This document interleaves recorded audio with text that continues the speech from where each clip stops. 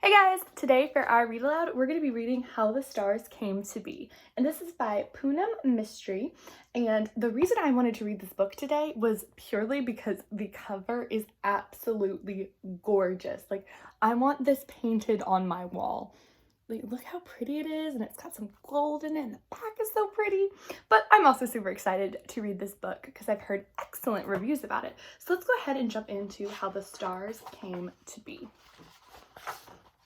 You can see the sun and the moon illustration. So beautiful. I love amazing illustrations in books. There once lived a fisherman's daughter who loved to feel the light on her skin. During the day, she would dance and play, weaving in and out of the sun's rays. At night, she would push back the curtains, lie in the cool glow, and think of her father working at sea, guided only by the light of the moon. You can see her dancing, and then there's the rays of the sun. Such pretty illustrations. I just cannot get over them. However, for a few nights each month, the moon would completely disappear, slipping from sight and leaving the fishermen out at sea alone in the darkness.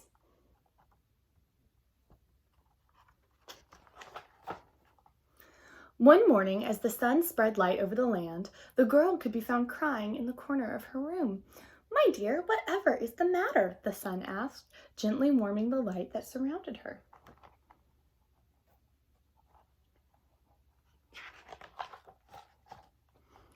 "Oh, sun," the girl sobbed, "thank goodness you're here. Every month when the moon leaves the sky and journeys around the earth, there is nothing but darkness. My father cannot find his way home, and I'm so worried for him." The sun thought hard for a moment until it got struck by an idea. Sun took a golden ray and threw it down to the earth, where it shattered into a million glowing pieces. You can see there's the moon up in the sky, and then there's the earth. I love how they showed the water in these illustrations, like swirling patterns. So pretty. "Gather together all the shining pieces I've given to you. Then tonight, when I drop beneath the horizon and the light dims, place each of them into the sky. They will glisten and shine, providing you with my light on the deepest and darkest nights. We will call them stars." And the title is How the Stars Came to Be. Interesting.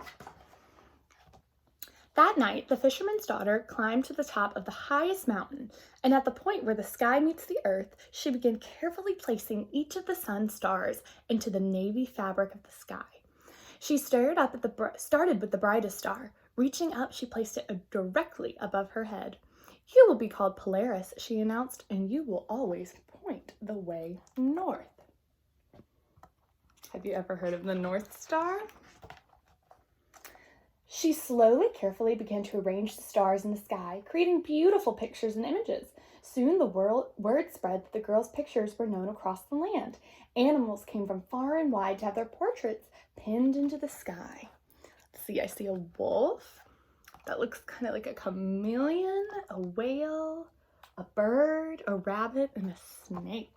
When you see pictures in the sky that the stars are made up of, do you remember what they're called? Think about it for a minute, and I'll tell you at the end of the read aloud. She worked tirelessly each evening, week after week, paying special attention to the placement of each and every tiny star. But after a few months, she looked down into her bag and her smile fell. Despite all her hard work, there were still so many stars left. This would take her longer than forever. The task was impossible. But while the girl had been putting the stars into the sky, a monkey had been watching her carefully. Sitting on the branch of his favorite tree, the glistening stars had caught his eye. As the girl sat with her head in her hands, the monkey slowly crept down the tree and headed towards the bag. I wonder what he's going to do with the bag of stars. He just wanted to touch one. Surely one touch wouldn't hurt. But he couldn't resist and quickly snatched up the whole bag and raced back towards the tree. "Wait, stop!" the girl cried as she watched the monkey's tail shoot up from the trunk and disappear into the depths of the branches. So you can see that monkey tail, and he's got the bag of stars. He wasn't supposed to do that. The girl started to climb after him. Higher and higher the monkey went. So higher and higher she climbed after him until they reached the very top of the tree. "Give me the bag," she cried, reaching out to catch hold of the strap.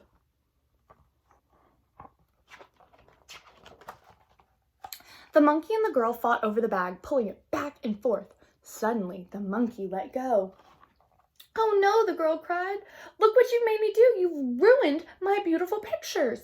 The stars flew out of the bag and up into the night sky, creating a huge smudge across the fisherman's daughter's work. So all those beautiful pictures of the stars she had created, they are ruined now. But then something caught the girl's eye. As she looked out to sea, she could see something illuminated by the streak of glistening stars. It was her father's boat. When she looked around, the smudge of stars had lit up the entire landscape as far as the eye could see. So she can see her father because it's so bright now with all those stars out.